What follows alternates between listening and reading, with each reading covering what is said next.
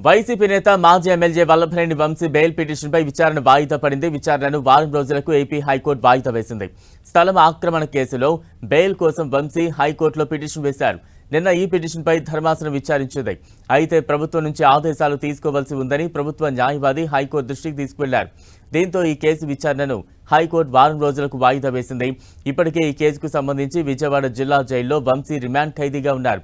మరోవైపు ఇప్పటికే వల్లభనేని వంశీపై పీటీ వారెంట్లు దాఖలు చేయడంతో విజయవాడ జిల్లా జైల్లో రిమాండ్లో ఉన్నారు. ఆయనపై విజయవాడలో ఎస్సీ ఎస్టీ కేసుతో సహా ఇంకా సత్యవర్ధన్ కిడ్నాప్ కేసుల నమోదై ఉన్నాయి. మరికొన్ని కేసుల్లో కూడా పీటీ వారెంట్ దాఖలు చేయడంతో వాటిలో రిమాండ్ విధించారు. ఈ క్రమంలో నిన్న స్థలం ఆక్రమణ కేసులో బెయిల్ కోసం వంశీ పిటిషన్ వేయగా విచారణను న్యాయస్థానం వారం రోజులకు వాయిదా వేసింది. అలాగే గన్నవరం టీడీపీ కార్యాలయంపై దాడి కేసులో వంశీ రిమాండ్ గడువును కోర్టు ఇప్పటికే పొడిగించింది. ఈ కేసుకు సంబంధించి బెయిల్ ఇవ్వాలని కోర్టులో ఇటీవల వంశీ బెయిల్ పిటిషన్ దాఖలు చేయగా ఆయనకు బెయిల్ ఇవ్వొద్దని పోలీసులు వాదన వినిపించారు. ఈ నేపథ్యంలోనే వంశీ రిమాండ్ గడువును ఈ నెల 23 వరకు విజయవాడ సిఐడి కోర్టు పొడిగించింది.